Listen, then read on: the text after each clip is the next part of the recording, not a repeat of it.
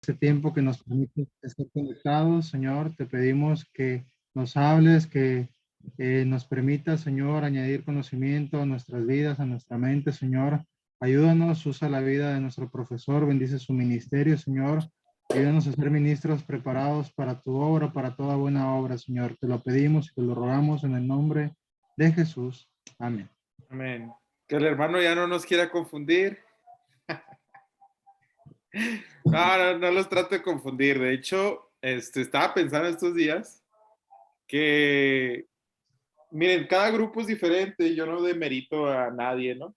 De hecho, hoy me salía un recuerdo de que hace 4 años le daba clases a mucha gente, casi 90 gentes, ¿no? Pero cada grupo tiene su personalidad, tiene su esencia, tiene, pues se escucha muy filosófico, ¿no? Pero también tiene un nivel intelectual distinto. Yo nunca lo quise ver así, la verdad. Yo creo que todos tenemos oportunidad de aprender, pero hay grupos, por ejemplo, en el instituto, si una persona o un pastor estudió nada más hasta la primaria y el que está enseguida estudió más, obviamente sí hay mucho rango de diferencia. Entonces, pues el que está un poco más estudiado secularmente puede captar más cosas y el hermano o la hermana que no, pues sí se ve limitado y esa es una realidad triste porque de hecho como parte del Departamento de Educación Cristiana y hoy estaba checando, por ejemplo, ahorita se ofertan muchas licenciaturas gratuitas habladas por la SEP o de la misma SEP. Entonces, parte del Departamento de Educación Cristiana también es motivar a los ministros que por alguna razón no terminaron la prepa o alguna carrera, pues que sigan estudiando, porque eso es, pues es importante y también para el ministerio. Entonces, al punto que voy es que sí se puede dar una clase de más nivel y ministerialmente no hablo de que existan niveles, ¿no? Ministerialmente todos somos iguales, simplemente cada uno hace una función. Pero en cuestión de clases, si hay niveles de clase a profundidad, sobre todo, ¿no? Podemos profundizar más con unos grupos que con otros. Entonces le estaba platicando a mi esposa, oye, no, fíjate que sí, y ya le dije, a ver, ¿tú qué sabes de la segunda venida de Cristo, no? Y empezó a decir, le digo, pero es que todo lo que sabemos o lo que nos han enseñado, aunque tiene mucho sentido y aunque está como muy bien estructurado, cuando lo busques en la Biblia muchas cosas no está. Entonces, me dice, bueno, entonces tú cómo tienes, le digo, más bien nosotros tendríamos que armar un mapa escatológico según la Biblia de cómo van a pasar las cosas. Esa sería nuestra responsabilidad. O la otra es que lo que nos han enseñado lo podamos comprobar realmente bíblicamente. Eso sería ideal porque ya estamos enseñados de esa manera, ¿verdad? Pero si no, habría que cambiar el paradigma. ¿Qué significa un paradigma? Una forma de pensar que está constante y que en ocasiones no podemos cambiar. Porque, ¿cuál es lo primero? Lo primero que nos brinca es, así nos enseñaron. Eso es lo que nos enseñaron.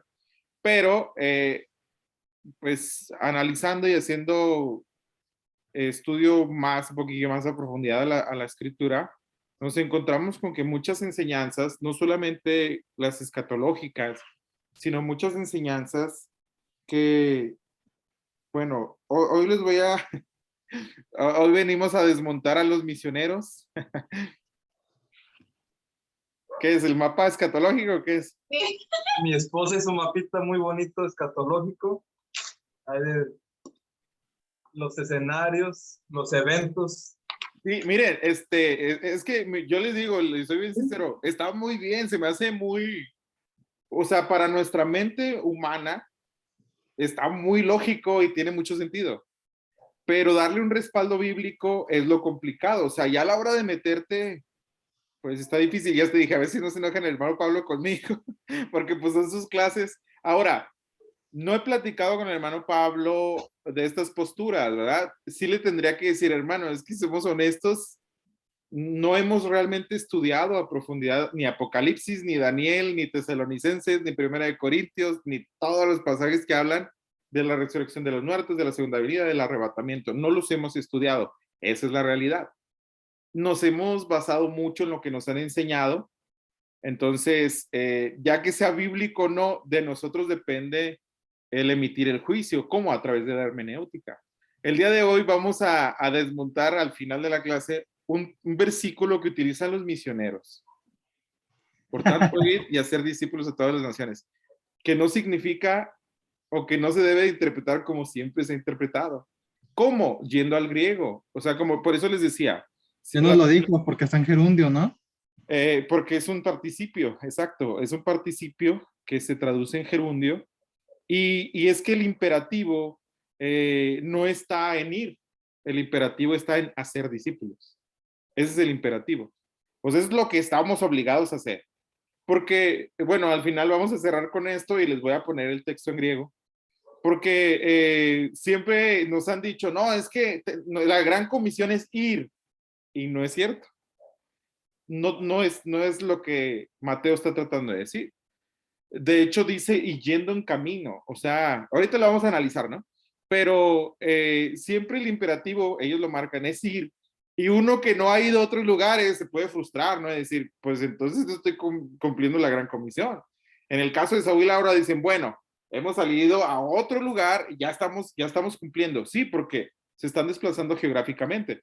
Pero el texto no habla de desplazarte geográficamente.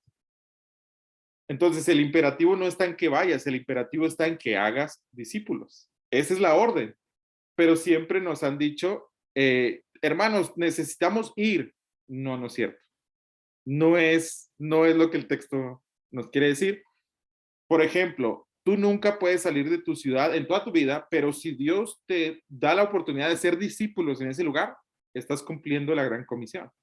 Lo importante es hacer discípulos. Entonces, dice la hermana Dana, no me gusta decir este texto en frente de misioneros porque a veces de por sí no se quieren ir de misioneros, ¿verdad? Están aquí, nomás no agarran viaje. Y luego que yo les quite el texto donde se sienten obligados a ir, dice, pues está difícil, ¿no? Entonces, lo otro que ustedes deben de saber como estudiantes bíblicos es que esto sería como que la carnita del estudio bíblico, o sea, ya no estamos en la leche espiritual, ya no estamos en los primeros rudimentos, y eso es muy bueno, quiere decir que ya avanzamos, que ya crecimos, pero también debemos de entender que este tipo de posturas, de estudios, no lo van a poder compartir con mucha gente. ¿Por qué? Porque los pueden dañar, les pueden causar confusión, a menos de que sea un estudio bíblico, por ejemplo, que diga Saúl, ya tenemos la iglesia, los martes tenemos estudio, que ustedes se comprometan a enseñar a la iglesia, porque ese sería nuestro compromiso, a enseñar la Biblia realmente como es. No hay ningún problema, porque ustedes van a sacar de dudas a todos a los que ustedes atiendan. Pero si yo me pongo a dar un curso de un día y les saco cosas así un poquillo más profundas, no tanto, no es que yo lo diga, sino ya al estudiarlo así, ese es el resultado que te da. Mucha gente a veces no tiene la madurez. Por ejemplo, en la iglesia les digo, se me ha ocurrido decir, es que el ladrón no es Satanás, el sistema religioso, los falsos maestros, los falsos pastores, etcétera. Y la gente dice, pues dirá mucho el hermano, pero es el diablo, ¿no? Y hay gente que no va a querer cambiar su postura. Y también de repente eso es un poco frustrante, ¿no? Porque pues bueno, ni siquiera te están desacreditando a ti, están desacreditando a un argumento bíblico. Entonces, no se frustren si de repente te enseñan cosas un poquito más profundas a la gente y la gente los rechaza por la costumbre de lo que hemos estado aprendiendo todo este tiempo, o que la gente los quiera quemar en leña verde. No se frustren porque así es. Lo ideal, por eso lo ideal, y este es mi consejo y mi recomendación, y si Dios me lo permite, yo también quiero hacerlo en algún otro momento, es, si Dios los llama de pastores, mi consejo es, de preferencia, ustedes abran desde cero, porque ustedes ya van a ir formando a la gente a su forma de enseñanza, a su forma de cómo miran la teología, etcétera. Porque, por ejemplo, yo llego a una iglesia que está formada por años, que hay gente que tiene más años de vida que lo que yo tengo de vida y que lo que yo tengo de ministerio, y que hay gente que dice, este niño que me va a enseñar, ¿no? O sea, esa es la realidad. Para muchos, yo soy un niño, ¿no? O sea, es gente de 60 años, y bueno, pues tú les tienes que enseñar, pero cuando tú trabajas con una iglesia desde cero, que es lo ideal, tú vas formando a la iglesia. Muchas malas enseñanzas que hemos tenido, no porque hayamos tenido malos maestros, lo que pasa es de que, en mi opinión, pues otros maestros no tenían el acceso a los idiomas bíblicos, no tenían el acceso a una hermenéutica un poquito más profunda, a ser un poquito más críticos en la cuestión de los libros, de decir, bueno, este libro no cuadra con la Biblia, pues no hay que tomarlo porque no cuadra y no lo vamos a forzar, me explico. Y este sí cuadra muy bien, entonces este hay que agarrarlo como un tesoro porque este sí nos está enseñando realmente la palabra. Entonces, nosotros estamos en otro tiempo, ustedes ya tienen un nivel académico secular por un lado, que también eso les exigió en algún momento o les ha exigido en algún momento de su vida, y por otro lado, ya tienen cierta madurez de decir, es verdad, si no es bíblico, no tenemos por qué aceptarlo. Pero si es bíblico, hay que defenderlo y hay que argumentarlo más sólidamente. Entonces, no se trata tampoco de pelear ni, porque me pasaba con muchos alumnos, con ustedes no es el caso, ¿no? Gracias a Dios, pero muchos alumnos, hermano, es que tal hermano nos dijo esto, ¿usted qué opina? Y es así como, ay, no, porque yo tengo que respetar el ministerio del otro maestro, me explico. Yo les estoy enseñando mi materia y tiene que ver con mi materia, pero, y eso obviamente va a hacer un cierto juicio hacia otras materias, hacia otros maestros, pero no es directamente con nadie, sino simplemente es que estamos estudiando desde un punto y va a haber diferencias. En todo caso, les digo, tiene que ver también con la generación. Hay maestros que ya tienen más años y en el caso de los hermanos del hermano Samuel, que vienen de otra cultura, que vienen de otra forma de aprender, etcétera, y también eso puede influir. Pero lo cierto está en que la hermenéutica es universal, o sea, obviamente desde donde tú estés, desde cualquier idioma que tú estés, puede ser hermenéutica, porque te va a obligar a ir al griego y al hebreo y al arameo, aunque tú hables alemán. Por ejemplo, los alemanes son muy buenos teólogos en la actualidad. Nosotros pensaríamos que los gringos, pero los alemanes son los número uno ahorita. O sea, cuando ustedes vean un libro de teología de algún alemán, y cómprenlo, porque puede que traiga cosas muy buenas. Los alemanes ahorita son los number one, ¿verdad? En cuestión de teología. Después de ellos vienen los gringos. En cuestión de asambleas de Dios, por ejemplo, tenemos apenas muy pocos intelectuales. Robert Menzies, estaba Gordon Fee, no sé si han escuchado Gordon Fee es muy bueno, pero muchos de ellos eran pentecostales y luego ya dejaron como que de creer y también se van a topar con eso, ¿no? Con un libro muy bueno de hace 10 años, 20 años y en la actualidad pareciera que ya creen todo lo contrario. Robert Menzies es un buen autor, yo tengo un libro que se supone que no puedo pasar, pero probablemente les pueda pasar. Es que es de la facultad y te hacen firmar una hoja, ¿no? De que no vas a pasar la tarea, ni los libros, ni nada, ¿no? Pero es un buen libro que a lo mejor pudiéramos conseguir para estudio, porque él habla del libro de los hechos y dice, esta historia es nuestra historia.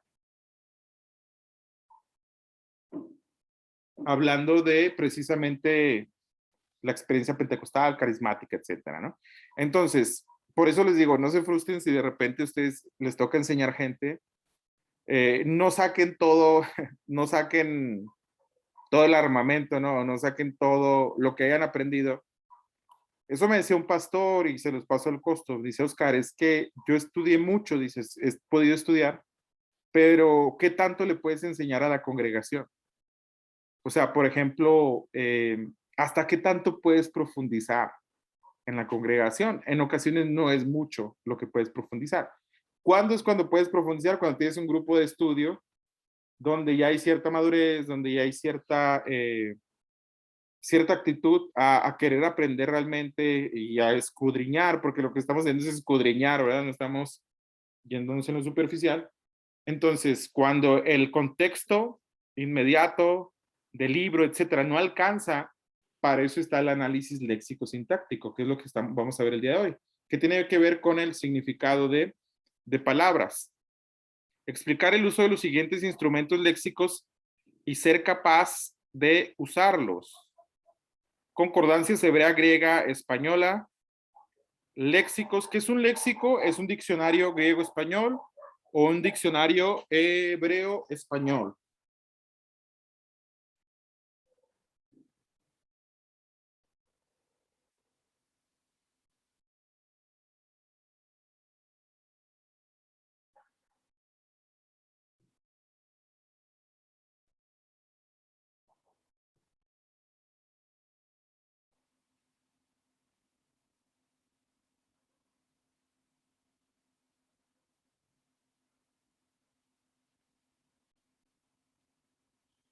diccionarios teológicos, la Biblia, Biblias interlineales. Estas no se aconsejan cuando estamos estudiando los idiomas, pero en el caso, por ejemplo, de revisar algo así inmediato, pues nos puede servir. Léxicos analíticos, gramáticas hebrea y griega.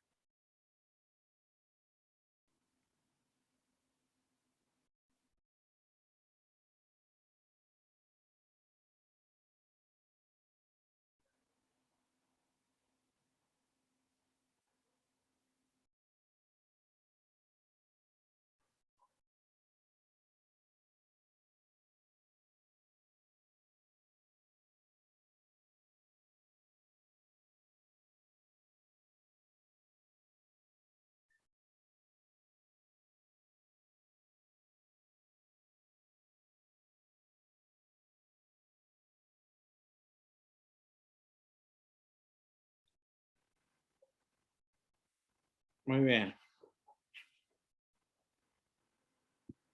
Pero pastor, no lo cambie. Ay, perdón. Me dicen cuando lo cambie, ¿eh?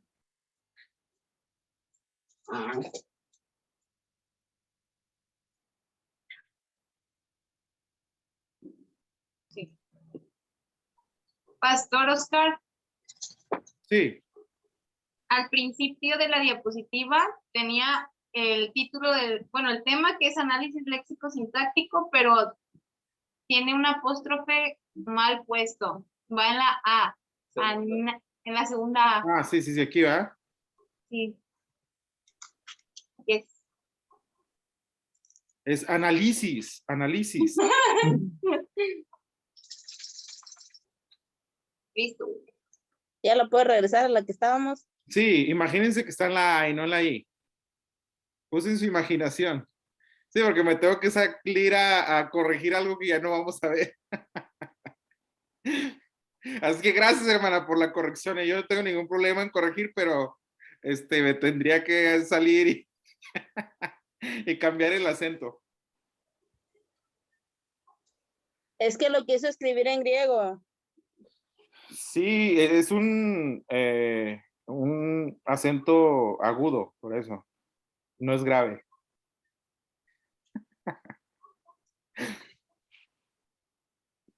Me dicen cuando terminen, ¿eh? Ya. A eso, hermana, se le llama errata de transcripción. Es un error de dedo de transcripción. Fíjense que tomando el tema, yo no soy muy bueno en los acentos, ¿eh? Una cosa es la gramática, la ortografía, y otra cosa es la redacción. Por ejemplo, yo soy un poquito más bueno en la redacción, pienso, ¿no? En la forma de redactar y que se entienda y de cómo se usan las preposiciones, etcétera. Pero mi esposa es buena y me ha tratado de enseñar dónde van las graves, dónde van las esdrújulas y dónde van no me acuerdo cuáles son, graves, agudas y esdrújulas. Ujú. Bueno, me lo ha tratado de enseñar muchas veces y no, o no le he puesto atención o yo no sé, pero no me lo he grabado, ¿no? Hay varias reglas. Si termina Le en pasa N, como el inglés, pastor. Nomás no le gusta. sí, no, No pero se de le hecho pega. pues es que sí, como que no me gusta mucho. De hecho, sí lo debes de tener mucho, porque por ejemplo en las monografías, eso te quita un chorro de puntos. El que tengas así que la coma. Y lo peor de todo es que puros hermanos gringos son los que te revisan y te están sacando las fallas ortográficas, ¿verdad? Pero bueno, son algunas cosas que hay que pulir en mi vida. En algún momento, hermana Laura, usted me va a encontrar así bien, bien diestro en los acentos. Hermano, luego Sí. le enseño a usar el autocorrector de Word y de PowerPoint. Muy bien, eso me facilitaría mucho la vida. Vamos a continuar, ¿verdad? Aquí sí está, miren, en la A. Definición: el análisis léxico-sintáctico es el estudio del significado de palabras tomadas aisladamente. Esto es importante, ¿eh? No es que vas a agarrar todo un párrafo y lo vas a buscar el significado, no. Palabras aisladas. Por ejemplo, en un pasaje hay alguna palabra que te llama la atención y dices, ¿qué significará? Y ya sacas el significado, pero no te puedes ir al Larousse español, ¿verdad? Y sacar el significado. No, porque es una traducción. Entonces, ¿qué es lo que tienes que hacer? Es tomar esa palabra y tienes que ir al idioma original, ya sea el hebreo o ya sea el griego. Entonces, depende de qué texto estés tomando, si en el Antiguo Testamento o si en el Nuevo. y la manera en que estas palabras están combinadas, que sería la sintaxis, que también por ahí faltan acentos, si no me equivoco, a fin de determinar con mayor precisión el significado que el autor pretendía darles. Entonces, ¿qué es lo importante de este análisis? El determinar con mayor precisión el significado que el autor pretendía darles. Por eso les digo, a nosotros nos puede causar mucha lógica lo que nos han ido enseñando respecto a la escatología. A mí se me hacía perfecta esa enseñanza porque no tenía como muchas fallas, al contrario, tenía mucho sentido. Pero si el autor no fue lo que quiso decir, entonces no es lo más adecuado. Hay que ir a directamente al idioma.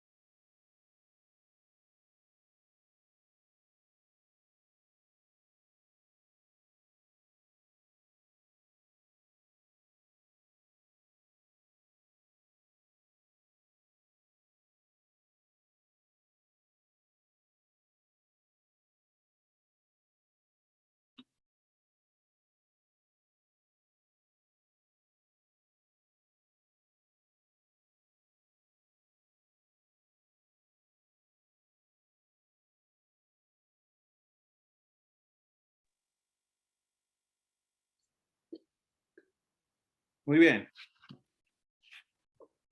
El análisis léxico-sintáctico se fundamenta en la premisa de que aunque las palabras pueden tener varios significados en diferentes contextos, en sentido figurado tienen solo un significado intencional en cualquier contexto dado en sentido literal.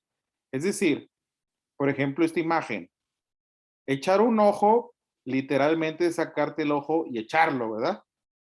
Pero echar un ojo metafóricamente o en sentido figurado es mirar algo con atención. Ya me voy, ahí échale un ojo, por favor, ¿no? Entonces, eso sería, pues, un ejemplo. Echar un ojo, por ejemplo, dice el Señor, si tu ojo te es ocasión de caer, pues quítatelo. ¿Ah? Está sencillo. ¿Cuál es el problema? Quítate el ojo. Si tu mano es de ocasión de, pues córtatela. Ah, pues para qué tienes ahí una mano que te hace pecar, una mano pecadora o un ojo pecador. Espérenme, es que estoy pensando. Muy bien. Entonces, por eso mucha gente no entiende algunos pasajes bíblicos porque están hablando en sentido figurado, ¿no? Es mejor que te saques un ojo o es mejor que te cortes una mano a que todo tu cuerpo sea echado en el infierno. Y uno dice, no, pues sí es cierto, ¿verdad? Que me echen todo completo, a que me echen manco, o a que entre al reino de los cielos manco o tuerto, pues bueno, es mejor quitarme un ojo, ¿verdad? Pero no. ¿A qué se estará refiriendo el Señor? Pues se refiere a que si tu cuerpo o si hay alguna debilidad que tienes, debes de cortarla, ¿verdad? Porque si es por medio, dice la Biblia que los ojos son la lámpara del cuerpo y que el pecado nace del corazón del hombre, no es algo que esté externo. ¿Sí influye el entorno para pecar? Sí, sí influye, pero el pecado nace del corazón del ser humano, ¿verdad? ¿De dónde vienen los homicidios? ¿De dónde vienen las fornicaciones? ¿De dónde vienen los robos, etcétera? Del corazón del hombre, que es perverso y que sin Dios pues está corrompido, ¿no? Entonces, el análisis léxico sintáctico se fundamenta en esta premisa, que aunque las palabras pueden tener varios significados diferentes, hay que ver el sentido figurado y hay que ver cuando es algo literal. Así sucede con el adjetivo verde, por ejemplo. Eso es un ejemplo que da el autor, que puede tener un sentido distinto en contextos diferentes. Por ejemplo, una persona muy verde todavía se refiere a alguien que es muy joven o sin experiencia. Un viejo verde o rabo verde se refiere a un hombre que conserva inclinaciones galantes, lo está diciendo así con eufemismo, ¿verdad? con mujeres mucho más jóvenes que él. Y poner verde a alguien es insultarlo. No sé en qué contexto latinoamericano está refiriéndose, pero yo no había escuchado la expresión poner verde a alguien, ¿verdad? Pero sí encontré imágenes, ¿verdad? Alguien verde, pues es linterna verde, ¿verdad, muchachos? O sea, es un chavo que se viste de verde y que Es pues, que yo pienso Ajá. que ahí la última expresión sería estoy verde de coraje. Es cuando alguien está muy, muy enojado. Pues sí, o me sacan canas verdes, ¿no? Ajá. Pudiera ser, O pero, ¿sí?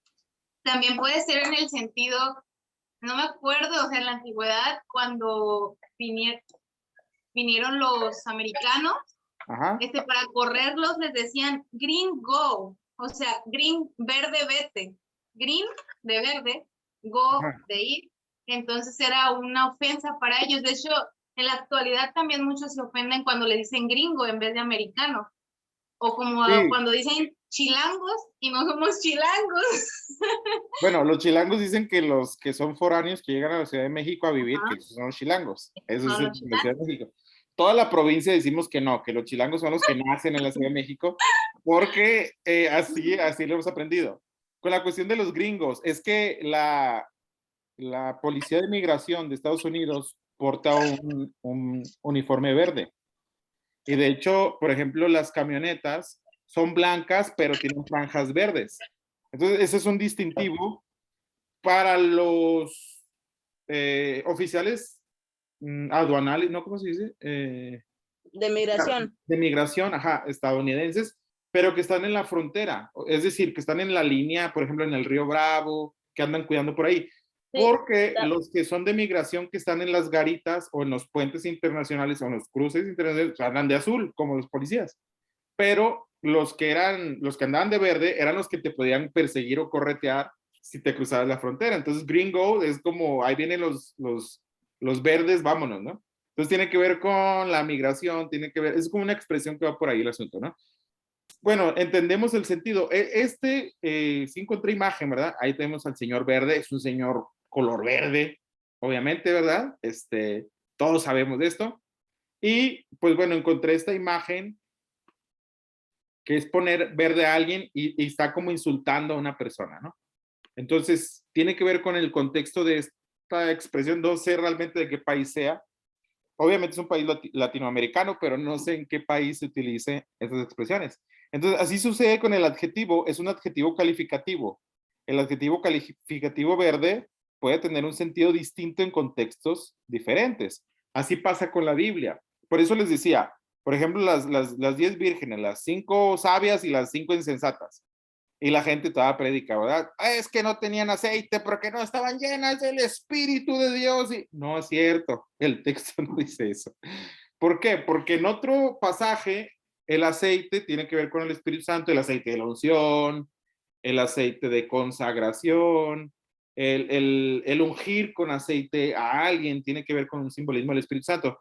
Pero en el caso de las vírgenes, no tiene que ver con Espíritu Santo. El evangelista no está hablando de Espíritu Santo. De hecho, en ese momento todavía no desciende el Espíritu Santo. Entonces, las vírgenes sensatas no pueden estar llenas del Espíritu Santo porque todavía no había un derramamiento del Espíritu Santo. Entonces, hay predicadores que dicen esto, ¿no? Es que les faltaba llenura del Espíritu Santo. No, les faltaba provisión. Literalmente no tenían aceite para mantener encendida su lámpara. Ese es el punto. Y en la imprudencia de no traer el aceite necesario, pues se tenían que regresar a llenar el recipiente con aceite y en ese regresarse muy probablemente regresaba el novio y muchas de estas mujeres, vírgenes, doncellas, solteras, por no encontrar al novio en estos actos de que alguien más iba a casar y no encontrarlo, muchas se quedaban solteras porque no sé, habría que estudiar un poquito más a profundidad la cultura, pero podría ser como un estigma social de, tú no estuviste, entonces ya no tienes derecho, no sé. Era un requisito estar esperando al novio y si te ibas, te distraías, si te ibas, si llegaba, te la perdías y era algo importante. Entonces, no tiene que ver con Espíritu Santo el aceite en ese contexto, tiene que ver con provisión. No trajiste la provisión necesaria, punto. De hecho, eso se puede aplicar en la iglesia, hermanos. Si vamos a hacer un proyecto, necesitamos de una provisión. O sea, no es como ir nada más, ¿no? A lo mejor esa es una aplicación un poquito más válida, pero nunca van a predicar que las vírgenes estaban faltas o no estaban llenas del Espíritu Santo. No, no, lo que no dice, eso el texto no lo dice. La necesidad del análisis léxico sintáctico, ¿por qué es necesario? La necesidad de este tipo de análisis se ve en las siguientes citas de dos teólogos renombrados, Alexander Garson, pero solamente tomé uno. Esto es una transcripción del libro literalmente, o sea, estoy haciendo una síntesis del libro, pero solamente puse una cita, ¿verdad? De Alexander Garson.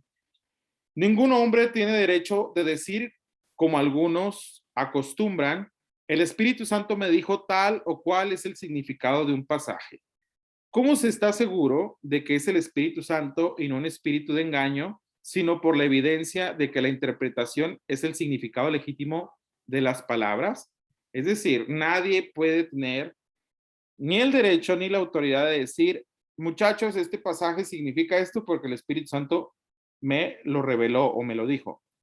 Obviamente el Espíritu Santo nos va a guiar, obviamente el Espíritu Santo nos va a redarguir, obviamente el Espíritu Santo va a tener una función de iluminarnos respecto a algún pasaje que estemos estudiando, pero necesitamos estudiarlo en su contexto y necesitamos sacar las palabras que en el idioma original el escritor escribió.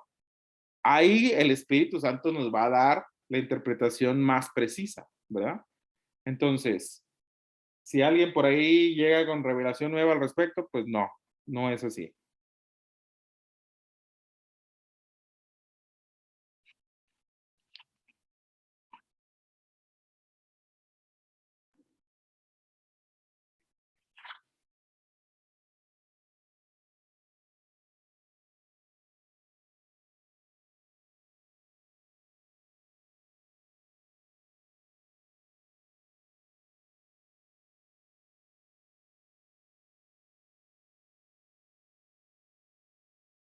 Muy bien. Vamos a seguir. Igual se está grabando la clase, no se preocupen, y les paso la presentación. El análisis léxico sintáctico es necesario porque sin él no tenemos ninguna seguridad válida de que nuestra interpretación sea el significado que Dios quiso comunicar, y no tenemos fundamento para decir que nuestras interpretaciones de las escrituras sean más válidas que las de los grupos heréticos. Es decir, ¿cómo vamos a tener una autoridad frente a las enseñanzas de los testigos de Jehová, de los mormones? Pues con una interpretación lo más precisa posible. Por eso necesitamos hacer un análisis léxico que tiene que ver con palabras, sintáctico, que tiene que ver con redacción, que tiene que ver con las expresiones que el autor bíblico trata de decir.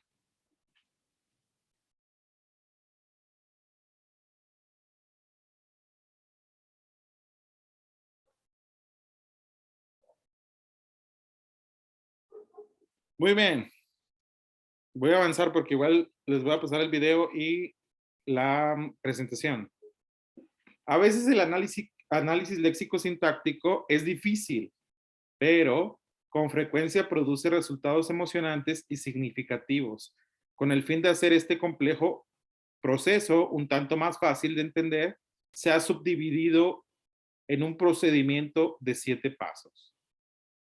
Según el autor, hay 7 pasos para elaborar o para hacer el análisis léxico sintáctico.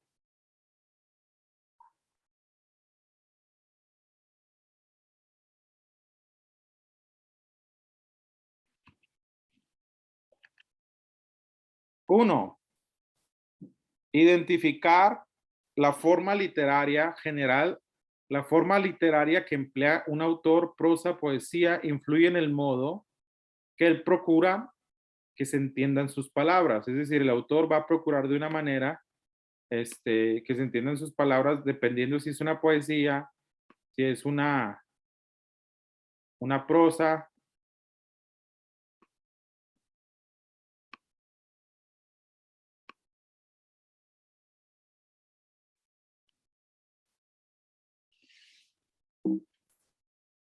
2. Señalar el desarrollo del tema del autor y mostrar cómo el pasaje armoniza con el contexto.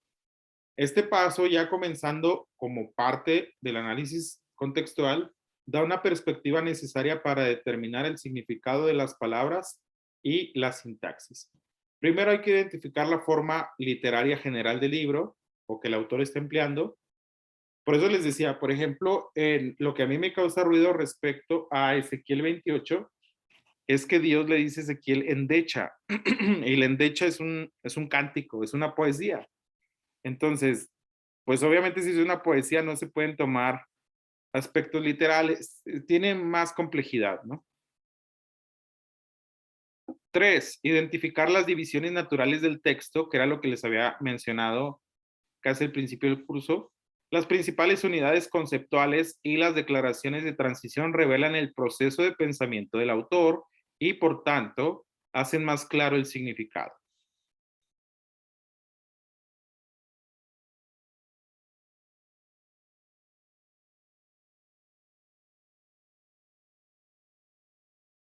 Como lo que les digo de Hechos 2. Y fueron llenos del Espíritu Santo 120 o como 120. No, eso se queda en el capítulo 1. El capítulo 2 empieza simplemente narrando la narrativa de Lucas. Dice, y cuando vino el día de Pentecostés, cuando llegó el día de Pentecostés, como diciendo, ya este es otro momento, otra idea, otras personas, otro lugar. Por lo tanto, lo más probable es que no estuvieran en el aposento alto. ¿Por qué? ¿Cómo lo identificamos? Con las divisiones naturales del texto. El capítulo 1 se termina con las suertes que se echan para elegir a Matías. Se cierra el capítulo 1, empieza el capítulo 2 y se entiende, según el autor, que está haciendo otra división del texto. Se termina punto y aparte, empieza otra idea y se entiende que es otro día, que es otro momento, que es otro escenario.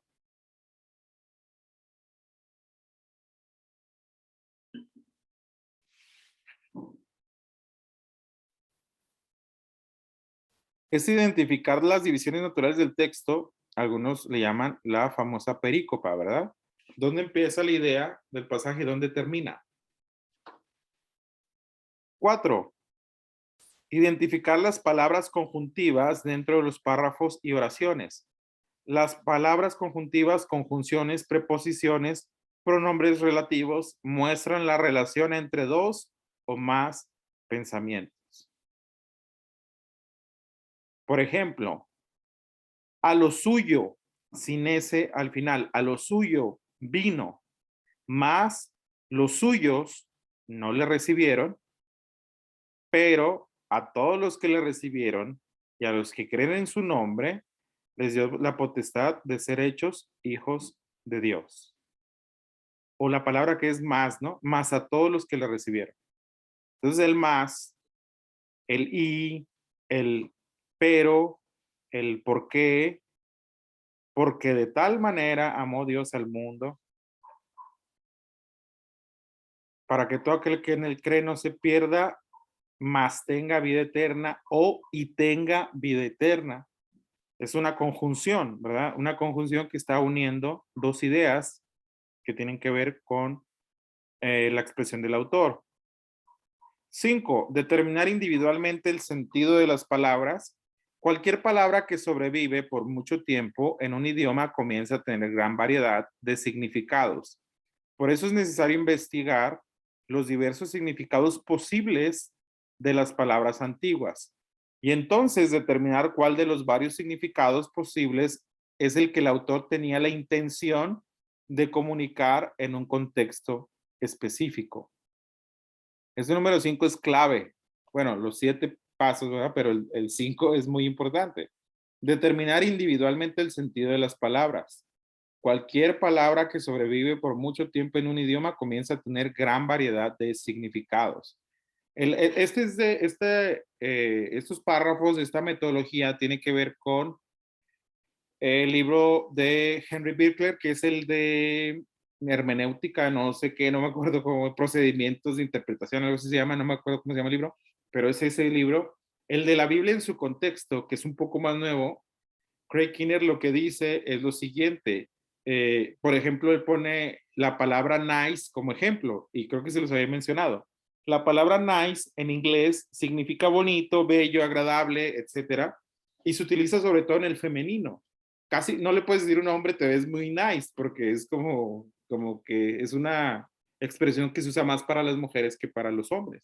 Entonces, pero si tú le dices a una mujer, hermana, se mira muy nice en su vestimenta, no sé, etcétera, en su apariencia, la hermana puede decir, ah, qué bien, pero resulta que la palabra nice viene del latín que significa ignorante. Entonces, el origen de la palabra nice no tiene nada que ver con el uso que se le da en la actualidad. ¿Cómo se interpreta una palabra? No por el origen, sino por el uso. Eso es importante y lo tienen que anotar.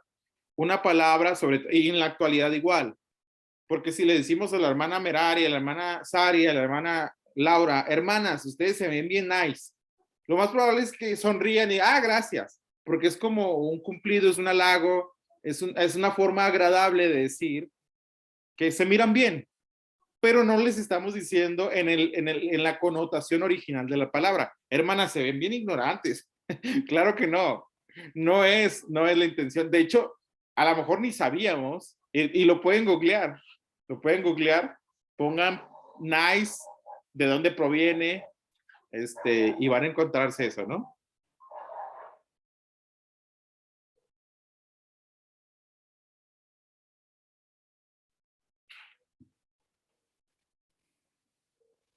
Entonces, una palabra va a tener sentido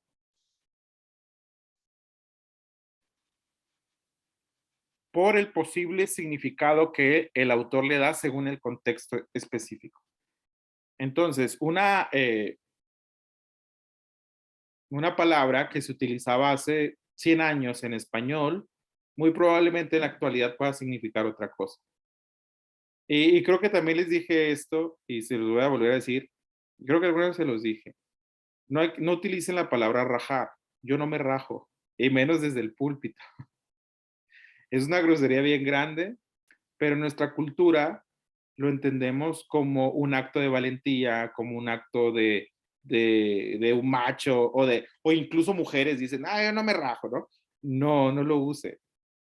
Porque el origen de esta expresión es muy fea. Y la mayoría de la gente no sabe el origen de la expresión. Por eso se ha hecho un uso popular que tiene que ver con valentía, tiene que ver con yo no me rindo, ¿verdad? Algo así. Pero la expresión rajar tiene que ver con los genitales de la mujer y es una expresión muy machista de decir yo no soy mujer porque yo no tengo genitales de mujer, por lo tanto yo no me rajo. Ese es el origen de esta expresión. Está muy fea la expresión, si ya entendemos de dónde viene y por qué. Entonces es machista completamente, es misógina, es una expresión muy misógina. Y nosotros la usamos porque la hemos escuchado como que, ah, yo no me rindo, yo soy valiente, etcétera. Pero yo no la uso, sobre todo desde el momento en que supe cuál era el origen, ¿no? Es una expresión que ustedes la van a escuchar incluso en púlpitos. Y como ya saben el origen, ¡ah! Dios mío, lo que dijo el hermano, lo que dijo la hermana, pues no pasa nada, en fin, muy probablemente no sabe de dónde surgió esta expresión.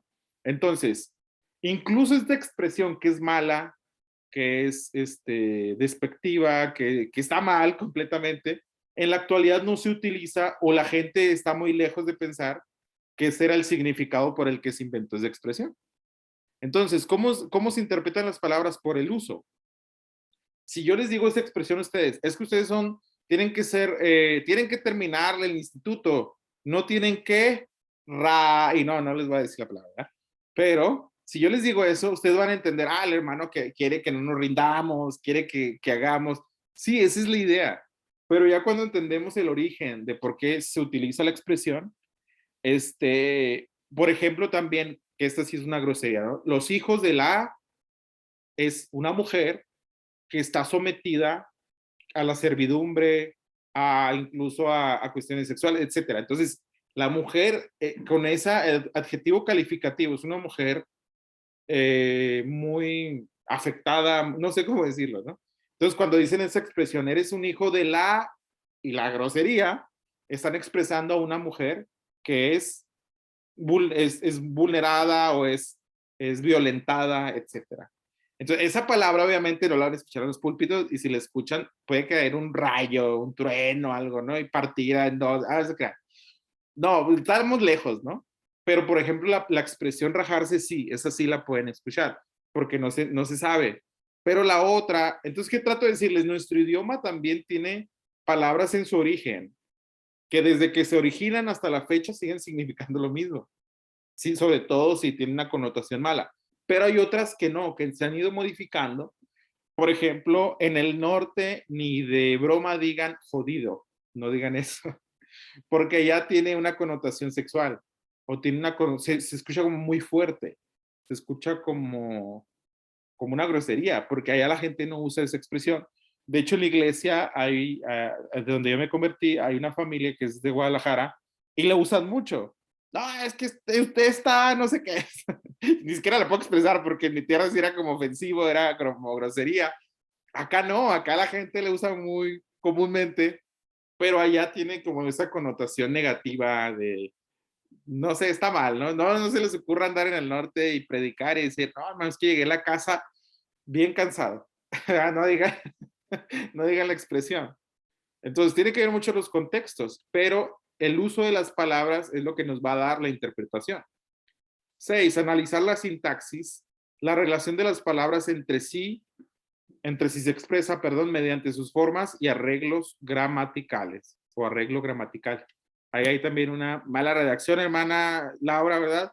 Si es arreglo en singular, tiene que gramática estar en singular, pero como es gramatical, es en plural, yo tuve que haber puesto arreglos con una S, porque nuestro idioma significa pluralidad, ¿verdad? Pero bueno, hermana, también Cristo perdona esos errores. Muy bien, 7. Colocar los resultados de su análisis léxico-sintáctico en palabras no técnicas y fáciles de entender que transmitan con claridad el significado que el autor tenía en mente.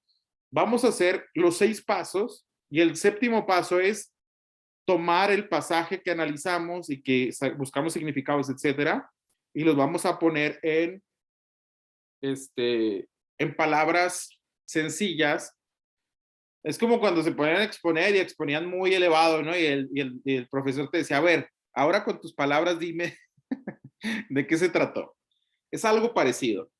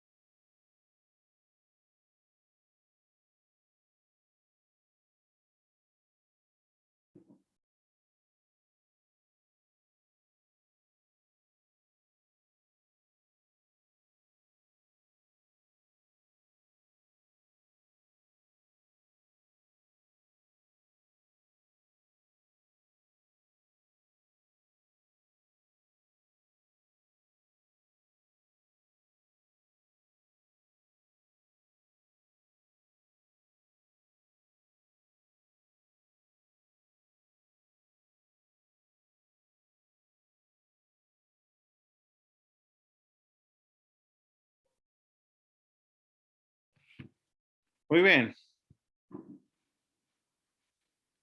Ahora les voy a poner un video con monitos, como es de costumbre entre nuestras clases, ¿verdad? La madurez, sobre todo el tener personajes y todo eso. Pero me gustó, miren, el significado de santidad según el proyecto de la Biblia.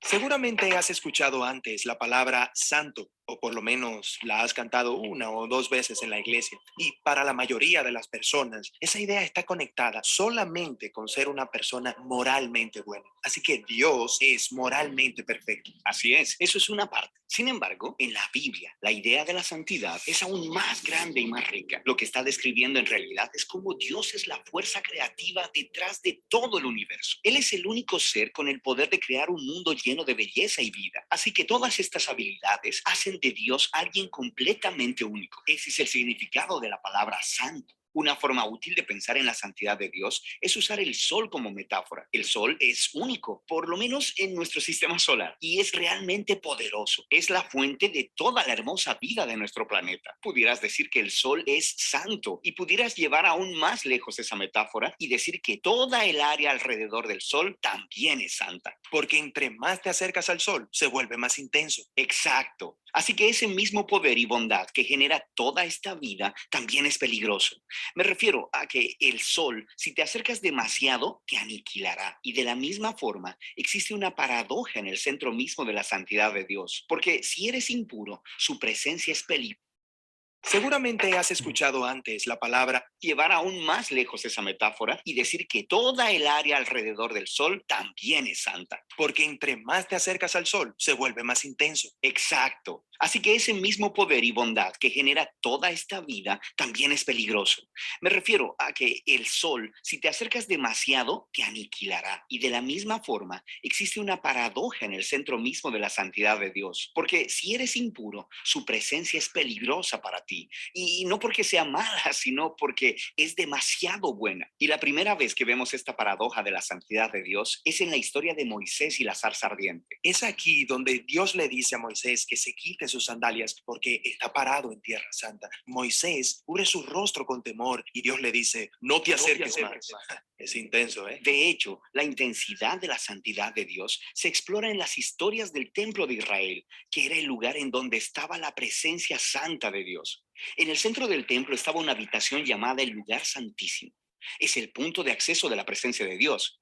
Y ya seas un israelita viviendo en la tierra alrededor del templo o un sacerdote trabajando dentro del templo, estás cerca de la presencia de Dios, lo que es peligroso. Sí, eso es un problema. Pero ¿cómo se supone que funciona? Bueno, en la Biblia la solución es que tienes que purificarte. Así que es como ser moralmente puro. Sí, y eso es fácil de entender, pero la Biblia pasa mucho tiempo hablando sobre otra clase de pureza, el ser ritualmente puro. Este es un estado en el que te separas de cualquier cosa relacionada con la muerte, como tocar cosas como la piel enferma o incluso algunos fluidos corporales. Todas estas cosas te hacen impuro y hacerte ritualmente impuro no es necesariamente pecaminoso. Lo que es pecaminoso es entrar en la presencia de Dios cuando estás en un estado impuro. Esa es la razón por la que Dios le dio a los israelitas instrucciones muy claras para saber purificarse para que pudieran entrar al templo otra vez. De eso se trata el libro de Levítico. Cierto, pero no acaba ahí. Esta idea sigue desarrollándose, así que luego en las escrituras encontramos una historia muy interesante de un profeta llamado Isaías. Él tiene una extraña visión en la que se encuentra en el templo y está justo en la presencia de Dios. Él está aterrado. Él conoce las reglas. Él no debería estar ahí. Él tiene miedo de ser destruido. Y luego está esta extraña criatura llamada Serafín. Bastante extraño. Totalmente. Así que vuela con un carbón encendido y sella los labios de Isaías con el carbón. Y dice algo muy extraño. Es quitada tu iniquidad y perdonado tu pecado. Entonces, ese carbón encendido purifica a Isaías de alguna manera. Así es. Y es sorprendente. Porque normalmente si tocas algo impuro, eso te transmite su impureza. Pero ahora tenemos una nueva idea de que tienes un carbón, un objeto muy puro y santo. Y eso tocó a Isaías y le transmitió su pureza.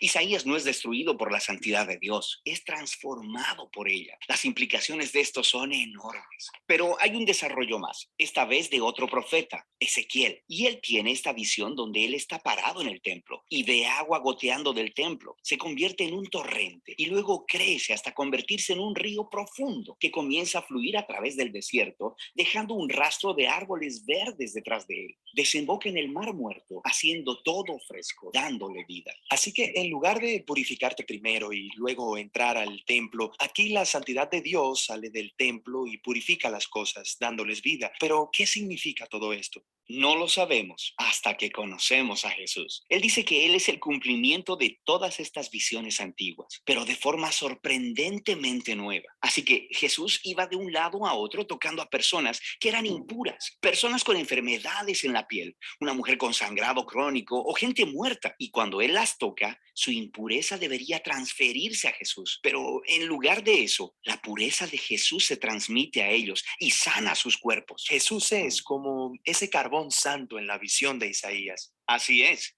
Y Jesús dijo que Él era la encarnación humana de la misma santidad de Dios y que Él y sus seguidores eran ahora el templo de Dios.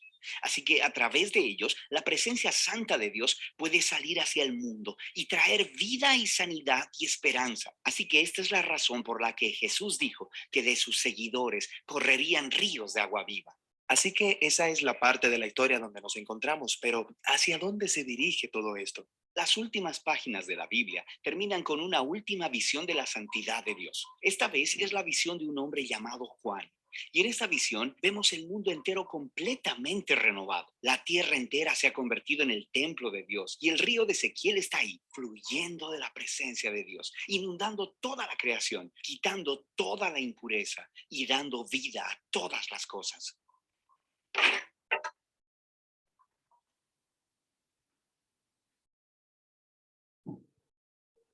Muy bien. Entonces, ya para terminar, en esta noche,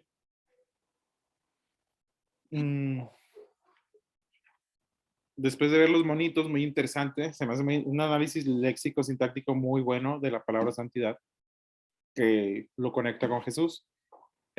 Vamos a ver Mateo 28:19, versión Reina Valera. Por tanto, id y hacer discípulos a todas las naciones, bautizándoles en el nombre del Padre, del Hijo y del Espíritu Santo.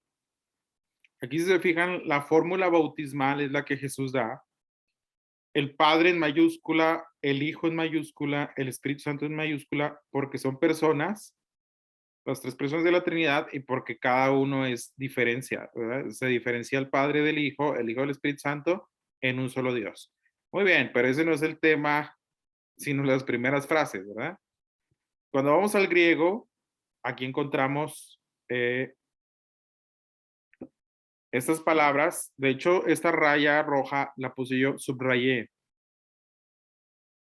Poreutentes mateteusate panta ta eten baptizontes autos eis to onoma to patros kai to uio kai to agio neumatos. Agio neumatos es Santo Espíritu. Nosotros en español lo ponemos como, o lo traduce como Espíritu Santo, ¿verdad? Pero en griego, en el orden que le da el griego, es Santo Espíritu. Muy bien. El verbo poreutentes, que es este verbo, es un verbo que está en auristo pasivo, si no me equivoco, que nos dice que se traduce como un participio. Bueno, realmente se traduce como un gerundio. Habiendo la terminación ando yendo, es en gerundio. Habiendo ido en camino, hagan aprendedores a todas las naciones, sumergiendo, es decir, bautizontes, que tiene que ver con bautismo, sumergiendo a ellos hacia adentro el nombre del Padre y del Hijo y del Santo Espíritu. Eisto o noma, que sería hacia adentro o dentro de la autoridad o en la autoridad del Padre y del Hijo y del Espíritu Santo. Entonces, la frase habiendo ido en camino no significa un desplazamiento geográfico. Lo que Mateo está diciendo es, mientras ustedes vayan en el camino, se puede entender así, desde que ustedes vayan o cuando ustedes vayan en el camino de la vida, o mientras ustedes tengan vida y vayan en el transcurso de esa vida, hagan discípulos o hagan aprendedores. Por lo tanto, el mateteusate, que es hagan aprendedores o hagan discípulos, sería el verbo en imperativo. Este sería el imperativo, hagan aprendedores, y no sé por qué Reina Valera lo traduce como, por tanto, id y haced discípulos. Sería más bien, y yendo y habiendo ido en camino, o mientras vayan en este camino, se puede también traducir así, mientras vayan en este camino, a hacer discípulos a todas las naciones. Hagan discípulos. Porque si se fijan, el i, por tanto, id y hacer discípulos, el i no está en griego, no hay un kai, no dice poreutentes kai mateteusate, no, dice pereutentes mateteusate panta ta eten. Entonces, no hay una conjunción, en este caso una i, por tanto, id y hacer discípulos, yo no sé por qué lo traduce así Reina Valera, pero sería habiendo ido en camino, hagan aprendedores. Mientras tengan vida, mientras vayan en este camino, o habiendo ido, es una acción continua, hagan aprendedores. Por lo tanto, pues esto desmonta el argumento que tenemos desde hace muchos años en misiones. Por tanto, id, hermanos, el Señor dice que tenemos que ir, y en ese ir, como pareciera que es el imperativo, y hagan discípulos, el hacer discípulos también es imperativo, pero pareciera que es el imperativo que Dios manda, el ir. Pero no, si lo vemos en griego, si lo vemos en un análisis léxico-sintáctico, podemos traducir y habiendo ido en camino, es decir, mientras ustedes vayan en el camino de la vida o mientras ustedes vayan caminando en el tiempo de vida que Dios te dé, tienes que hacer discípulos. La obligación o el imperativo está en que hagas discípulos. Y un maestro nos preguntó, yo les puedo preguntar a ustedes, ¿cuántos discípulos tenemos? Porque una cosa es, por ejemplo, yo estoy en una congregación que voy a predicar este domingo, pero de esa congregación, ¿cuántos son mis discípulos? ¿A cuántos me siento con ellos a aprender Tengo un grupo como unos 8 o 9 que les estoy enseñando hermenéutica y homilética para predicar. Pudiera yo decir, ellos serían mis discípulos. ¿En qué sentido? En que están aprendiendo un poco más que todos los de la iglesia en general. Pero el hacer discípulos, que es el imperativo, pues muchos de nosotros no lo cumplimos tal cual, ¿verdad? Hacemos iglesia, ganamos almas para Cristo, pero lo importante es hacer discípulos, que nosotros nos parezcamos a Cristo y que la iglesia que ganamos para Cristo o las personas que ganamos para Cristo se parezcan también a Cristo. Esa sería la meta. Entonces, preguntas, dudas, comentarios hasta aquí. De hecho, ustedes tuvieron que haber hecho el análisis histórico-cultural a su pasaje que ya eligieron, que ya lo tienen, y me lo tendrían que haber entregado hoy. Miren, esto no tiene mucha ciencia. Se los puedo revisar ahorita o se los puedo revisar al final, pero de todas maneras tienen que hacer el análisis. Si no lo hacen, van a reprobar porque necesitan hacer el análisis. Entonces, si no han hecho el análisis histórico-cultural a su pasaje, háganlo y luego ahora ya van a aplicarle el análisis léxico-sintáctico al pasaje y finalmente vamos a ver el análisis teológico, que será el último, y ya vamos a pasar con otros temas. Preguntas respecto al análisis léxico-sintáctico. ¿Qué les parece? ¿Está complicado? ¿Está padre? De hecho, pues ustedes que ya identifican palabras en griego, en hebreo, ya pueden profundizar un poco más. ¿Por qué? Porque ya pueden buscar el significado de las palabras. Entonces, esa es la ventaja con ustedes, que ya saben un poquito del idioma. No lo dominamos a la perfección. De hecho, el pastor Pablo sí sabe mucho hebreo, mucho. Tiene muchos años estudiándolo, le gusta y ha profundizado mucho. En mi caso, yo lo conozco pues más superficialmente, ¿no? Como que todavía tengo que estudiar mucho tiempo más, etcétera. El griego igual, ¿no? Pero ya ustedes, en el caso de ustedes, pues ya pueden buscar significados de palabras.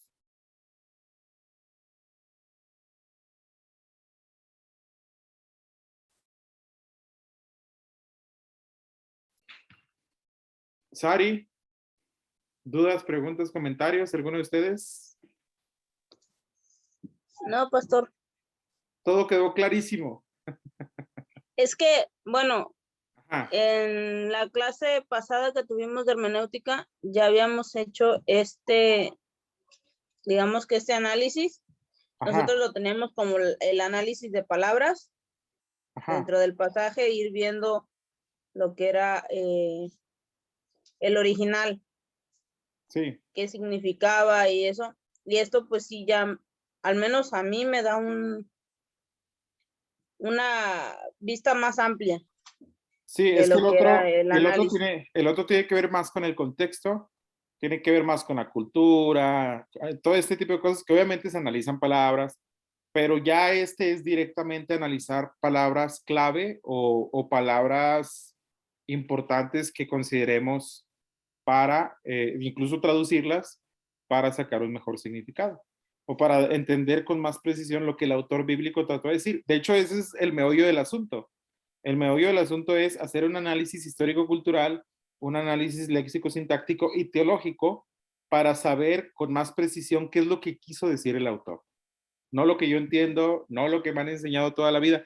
Por eso les digo, ya haciendo estos análisis, ustedes van a profundizar mucho, porque hay pasajes que de repente nos han enseñado siempre, por ejemplo, de por tanto ir y hacer discípulos, y resulta que el autor no quiso decir lo que siempre nos han enseñado.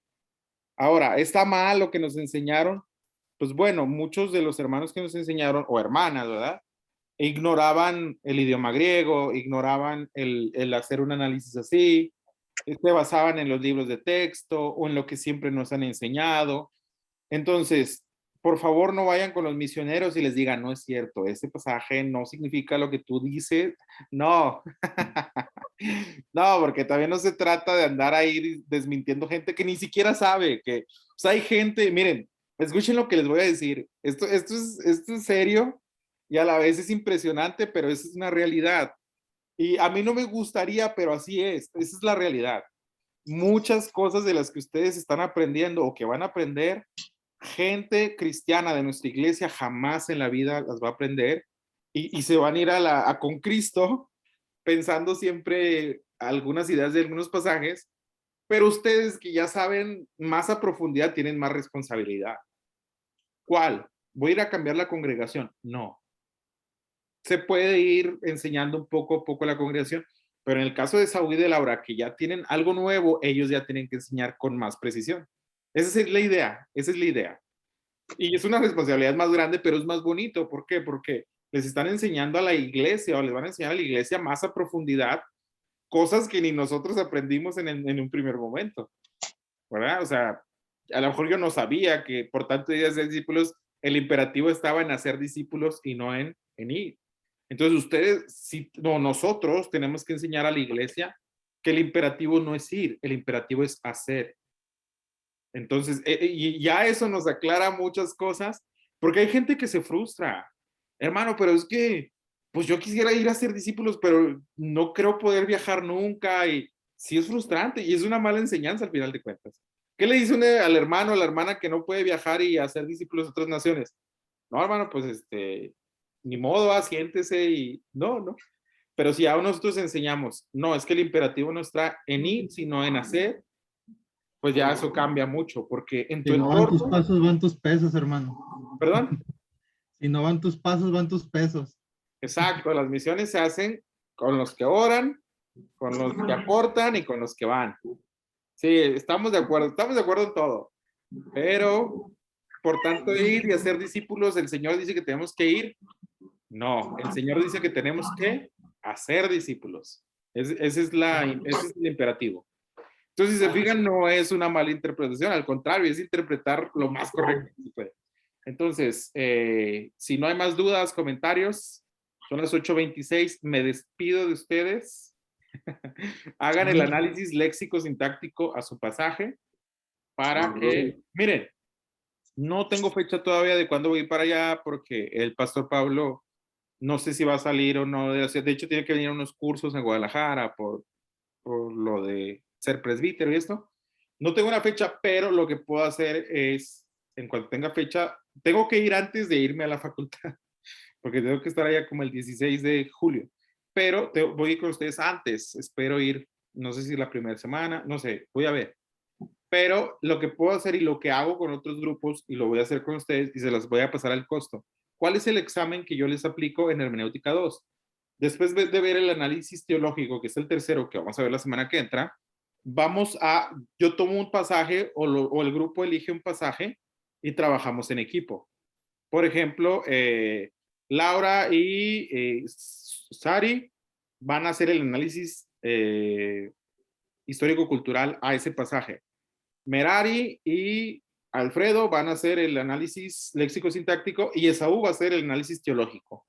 Entonces, cada uno va a hacer un análisis de ese mismo pasaje y al final todos van a compartir la información y se va a hacer pues el análisis de ese pasaje, los 3 análisis a un pasaje. Ese es el examen. Yo le llamo un examen práctico, ¿verdad? Los pongo a practicar. Aparte del pasaje que ustedes están analizando, el examen sería que un solo pasaje lo analicen todos, pero uno el análisis histórico-cultural, otros el léxico-sintáctico y otros el teológico. Entonces, está padre porque al final de cuentas sacamos un estudio de un pasaje pues más completo. Entonces, yo creo que se los aplicaría cuando los vean en persona, de preferencia, ¿verdad? Incluso me puedo unir con ustedes a hacer pues, el trabajo, ¿no? Pues es que el chiste es sacar, extraer o hacer el análisis, los distintos análisis a los pasajes. Entonces, no es un examen de inciso A, no, más bien es práctico. Necesitamos practicar y entre todos hacer equipo para hacer un estudio de algún pasaje. Muy bien, si no hay preguntas, comentarios, Dios les bendiga, Dios les guarde. No sé quién traiga más unción de Saúl y de Laura, que quiera orar para despedirnos. Sí, pues Laura trae gramática, ortografía, homilética, astronáutica. Bueno, Laura, te toca orar porque sí, es la ungida de la clase. Bueno, gracias, Dios mío, por este día, mi Dios, gracias por esta clase de hermenéutica, Dios mío. Te pido que nos ayudes a ponerla en práctica, Padre, y que todo este conocimiento y enseñanza sea, mi Dios, para darte la gloria y la honra, Señor Jesús, para dar un conocimiento más específico, una sana doctrina, Señor, a los discípulos, Señor Jesús, que nosotros estamos enseñando. Ayúdanos, Dios mío, danos sabiduría, inteligencia, renueva nuestras fuerzas y bendice a nuestro Maestro, Padre, bendícelo en todas las situaciones, trabajos que tenga que hacer, Señor, ayúdale y bendice a nuestra hermana que no puede estar el día de hoy, Señor, guárdala, llévala con bien a su hogar. En el nombre de Jesús, amén. Amén. Bueno, Dios los bendiga, nos vemos pronto. La semana que entra vemos el análisis teológico y espero en Dios verlos en persona para hacerlo el examen. Entonces voy a parar la grabación y nos vemos mañana. Yo creo que a las 3:30. Siempre me confundo y programo la clase a las 3, pero es a las 3:30, ¿no? ¿A qué hora se empieza la clase? Sí.